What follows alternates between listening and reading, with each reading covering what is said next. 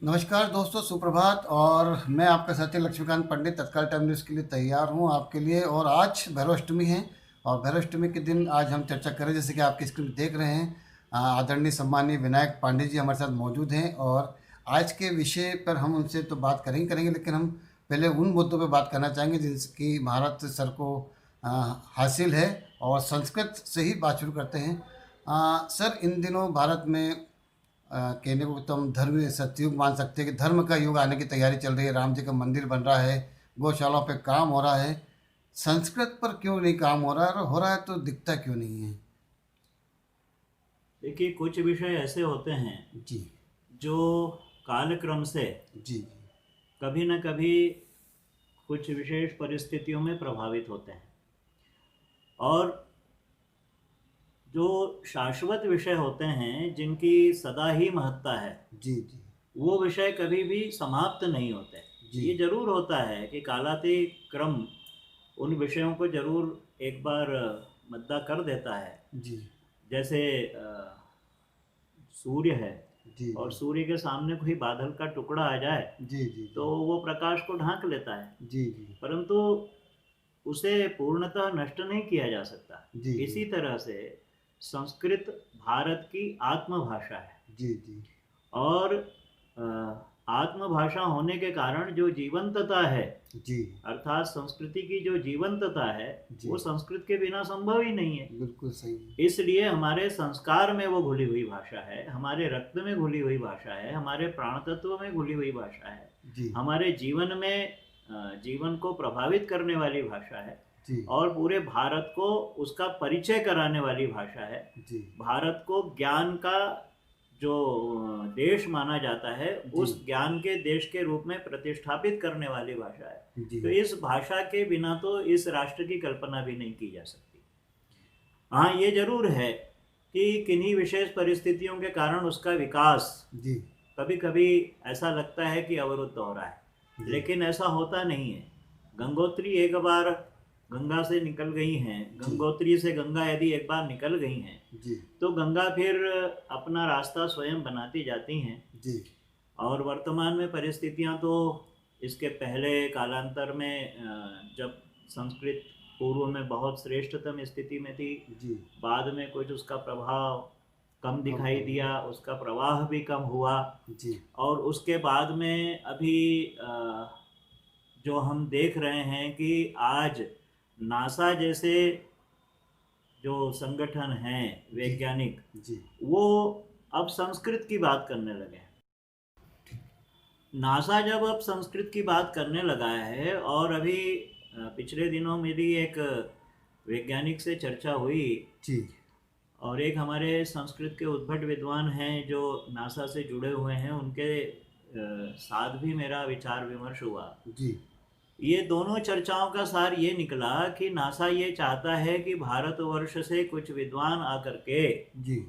उनके यहाँ पर कार्य करें, क्योंकि नासा जो भी कार्य कर रहा है, जी। खगोलीय कार्य जो हो रहे हैं, उनमें यही नहीं, भारत हमारी पृथ्वी ही नहीं, जी। जो हमारे अन्यान्य ग्रह उपग्रह हैं और जो प्रयोग चल रहे हैं, जी। उसमें भी जिस भाषा को विज्ञान जी। और कंप्यूटर विशेष करके जिसे केच कर रहा है, जिसे पकड़ रहा है, जी। वह भाषा संस्कृत है।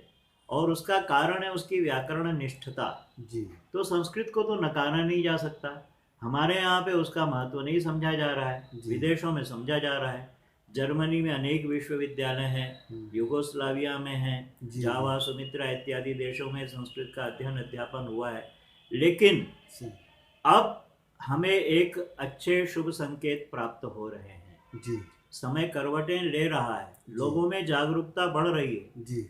जहाँ पहले हम लोग कुछ लोगों के माध्यम से संस्कृत का प्रचार प्रसार किया करते थे, जी। संस्कृत को जन जन में पहुँचाने का कार्य किया करते थे, जी। आज वह कार्य इतना व्यापक स्वरूप ले चुका है कि लाखों लाखों लोग इससे जुड़ रहे हैं। यही जी। नहीं, देशों में, अन्यान्य देशों में भी, विदेशों की विभिन्न जो स्थितियां हैं और विश्वविद्यालय इत्यादि की स्थितियां हैं, उनमें भी जी। संस्कृत के बहुत से अध्येता ऐसे हैं जो संस्कृत के प्रचार प्रसार में संलग्न हो गए हैं। लोगों में अभी रुचि बढ़ी है। तो संस्कृत को ये माना जाना कि वो नष्ट हो जाएगी, ये तो संभव नहीं है। जी जी हाँ, ये जो परिवर्तन दिख रहा है जी और सकारात्मक परिवर्तन दिख रहा है, नई शिक्षा नीति में भी संस्कृत की बात की गई है, जी। ये भारत के लिए, भारत के भविष्य के लिए बहुत शुभ संकेत। सर जैसे कि आज हमने शुरू में जिक्र करा था कि आज भैरव अष्टमी भी है और भैरव अष्टमी पे काफ़ी पूजा पाठ अर्चना होती है। इसका विधि विधान जो है काफ़ी कहते सरल भी होता है और जो कहते कठिन भी होता है, लेकिन आमतौर पे जो आप लोग व्याख्या करते हैं हमने काफ़ी सुना भी है आपको।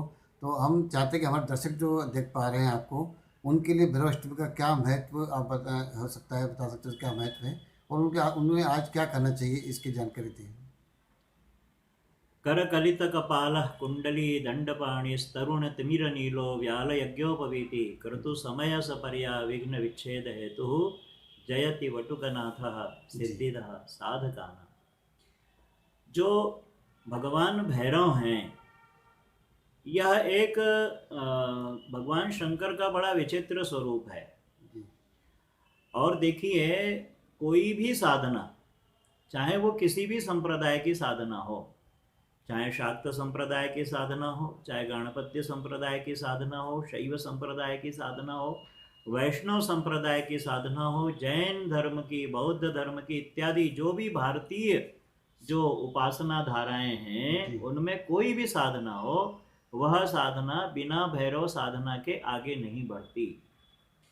अब वो जो भैरव जी का विभिन्न साधना धाराओं में जो पक्ष है, जी जो उनका स्वरूप है, वह स्वरूप एक विचारणीय विषय है।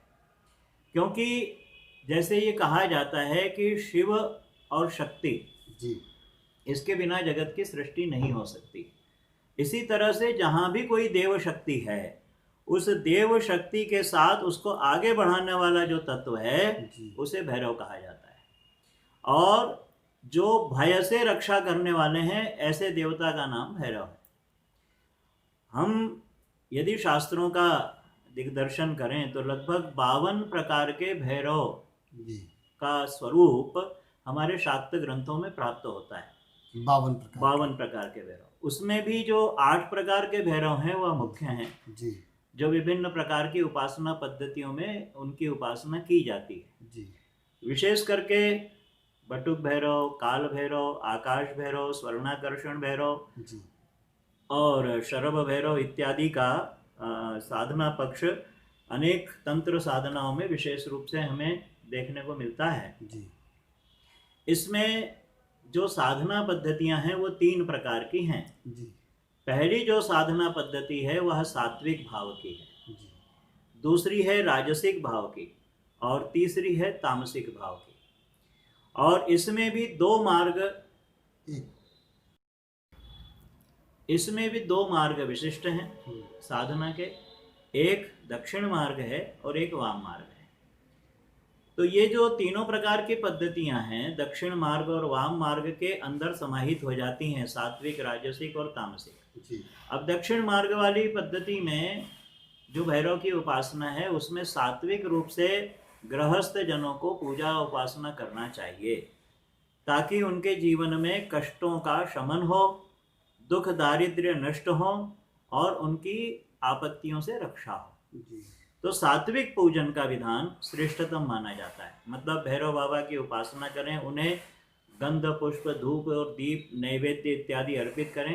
विशेष करके सात्विक जो उपासना है उसमें नैवेद्य का बहुत महत्व है जी और उसमें भगवान भैरव को उड़द के दही बड़े अच्छा समर्पित करना चाहिए, जी जी जिससे हमारी मनोकामनाएं पूर्ण होती हैं। इसी तरह से जो राजसिक उपासना है उसमें 56 प्रकार के भोग भी भगवान को समर्पित किए जाते हैं जी और उन भोगों में भगवान के विशिष्ट श्रृंगार और जो विशिष्ट पूजा होती है, राजोपचार पूजा होती है, जी वह पूजा भी की जाती है। क्योंकि भगवान भैरव को क्षेत्रपाल भी माना जाता है, उन्हें बिल्कुल, कोतवाल भी माना जाता है। जी तो उस तरह से उनका पूरा राजसिक जो परिवेश है, उनका जो राजसिक पूजन का विधान है, जी वह भी शास्त्रों में स्पष्ट रूप से और व्यापक रूप से दिया गया है। इसमें विशेष सर बीच में एक छोटा सवाल आपको जानना चाह रहा हूँ कि आपने उपवास की बात करी है, कि इसमें पूजा करना चाहिए, तो इसमें कोई ऐसा कोई अंतर है कि स्त्री पुरुष उपवास करें ना करें से कुछ? हाँ, उपवास का तात्पर्य यह है कि भगवान के पास में रहना, जी जी ये वास्तविक उपवास है। जी जी और जो हम एक समय भोजन करना या भोजन नहीं करना, इसके हाँ साथ जो हम उपवास को जोड़ देते हैं, जी जी। वो व्रत के अंतर्गत आता है। अच्छा तो अच्छा। जो भैरव के साधक हैं जी विशेष करके, जी जी उन्हें उपवास करना चाहिए, जी। व्रत करना चाहिए हाँ और भगवान भैरव की साधना करना चाहिए। जन सामान्य के लिए यह आवश्यक नहीं है। जन सामान्य के लिए यह जरूरी होता है कि सायंकाल के समय पर भैरव की उपासना जरूर की जाए। जी किसी भैरव मंदिर में जाएं, दर्शन करें, वहां जी। पर अपनी जो सामर्थ्य है नैवेद्य इत्यादि उनको अर्पण करें, उनसे प्रार्थना करें और अपने कष्टों का निदान हो ऐसी प्रार्थना करें। क्योंकि ये माना जाता है कि जो राहु केतु शनि इत्यादि जो ग्रह हैं, जी जिनकी पीड़ाएं बहुत ही कष्टकर होती हैं, जी इनकी पीड़ाओं से त्राण दिलाने वाले देवता भगवान भैरव ही हैं। जी जी तो ऐसी चीज़ों का उपयोग करते हुए भगवान भैरव की साधना करें, जिनसे ये देवताओं की जो ग्रह हैं शनि राहु केतु इत्यादि, इनकी पीड़ा भी का शमन भी हो और आपत्तियों का भी शमन हो और भगवान भैरव की कृपा भी प्राप्त हो। और मेरे ख्याल से ये एक ही दिन के बजाय हर रोज करे तो और बेहतर प्रतिदिन करना चाहिए, प्रतिदिन करना हाँ ही जी चाहिए, जी क्योंकि जी जी। कोई भी साधना बिना भैरव के घर के प्रारंभ नहीं नहीं होती। होती, सही मैंने बात है। प्रारंभ ही में ही आपसे जी जी स्तुति करते हुए ये जी कहा, बिल्कुल बिल्कुल। सिद्धिदः साधकानाम। जी जी जी कोई भी साधक जब अपनी साधना पर बैठता है तो भैरव स्मरण सबसे पहले किया जाता है। जी जी जी। भैरव स्मरण कर लिया मतलब अब साधना आबाद गति से चलेगी, उसके विघ्न समाप्त होंगे।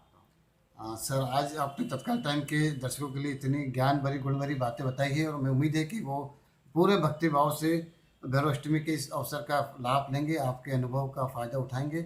आपने हमसे बात करी, इसके लिए धन्यवाद। नमस्कार।